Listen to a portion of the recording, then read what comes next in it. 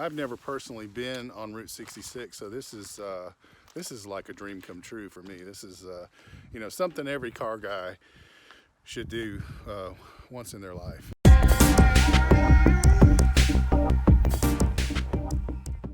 Hello everybody, this is Dicel with Dicel's Garage. I want to welcome everybody to the show today. We're actually in Baxter Springs, Kansas. I came up here to see my brother and sister-in-law. They actually live in Wichita. My brother Mike actually was nice enough to drive me out to the famed Route 66, which is where we are right now. And what I wanted to show you guys, the Rainbow Bridge. Unfortunately, nobody's able to drive on this anymore, but there it is right there. And this was actually part of the original Route 66. I've never seen anything like it. It's really neat. There's actually some burnout marks. We're gonna walk over here. The bridge itself. How cool is that? The Rainbow Bridge is an old bridge over Brush Creek, approximately 2 miles west of Riverton, Kansas, on former Route 66, now a country road. The bridge is a single-span concrete marsh arch bridge and is the sole surviving bridge of its type on the entire length of the former highway. 2 other marsh arch bridges were also located on Route 66 in Kansas, both over the Spring River. It was built in 1923. The bridge is fairly narrow, and due to the traffic on the road, a replacement bridge has been built. The road curves towards the new bridge towards Baxter Spring, but a short one-way road carries traffic to the Rainbow Bridge, which still may be crossed. This was part of a compromise after a disagreement between the county and the Kansas Route 66 Association, as federal funds used for construction of the new bridge required demolition of the old. The bridge has been listed with the National Register, which has prohibited condemnation of the old bridge. In the year 2000, country singer Brad Paisley performed Route 66 on the bridge for the TLC special Route 66 Main Street America. Now, after we left the Rainbow Bridge, Mike and I headed towards Riverton, Kansas, where we came across the Eisler Brothers Market, or the old Riverton Store. Now, this store has been in continuous operation since before US 66 became the official cross-country highway from Chicago to Los Angeles. Still operating as it did back then, it serves as a stopping and shopping place for the small community of Riverton, as well as for travelers on Route 66. It was nationally familiar in its early days because the southeast corner of Kansas literally tied 66 together, and today it's internationally known as one of the most authentic, still working 75-year-old stores of its kind on all of Route 66. It has groceries, produce, flowers, an old-time deli serving excellent sandwiches, gifts, including area handcrafts, lots of Route 66 memorabilia, and the friendliness of yesterday. It's a gathering place for those who have grown up on or near Route 66 and travelers from everywhere: New York, Utah, Canada, Germany, Japan, France. It's a fun place where you can relax with coffee at a table on the produce porch, where you can make a few new friends while you experience and enjoy a glimpse into the past. Now, the current building replaced one destroyed by a tornado in 1923.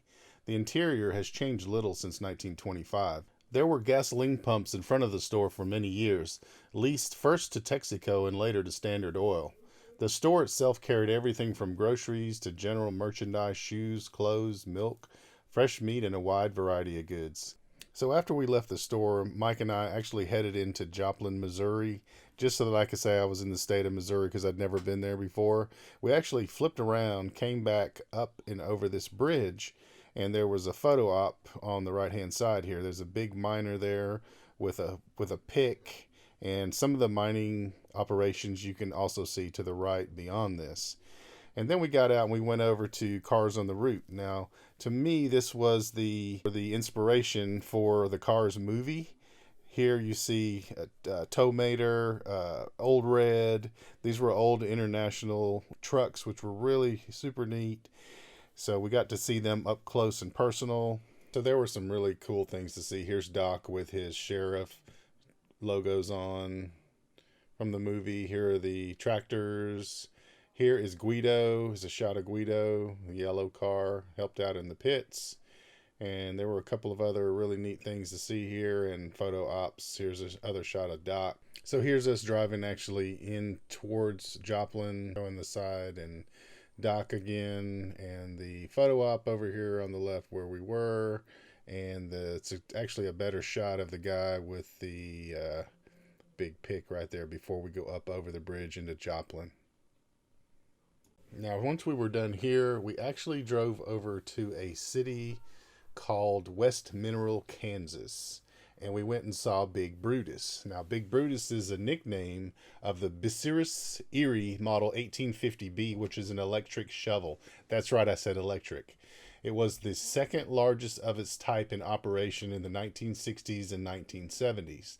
Now, Big Brutus is the centerpiece of a mining museum in West Mineral, Kansas, where it was used in coal strip mining operations.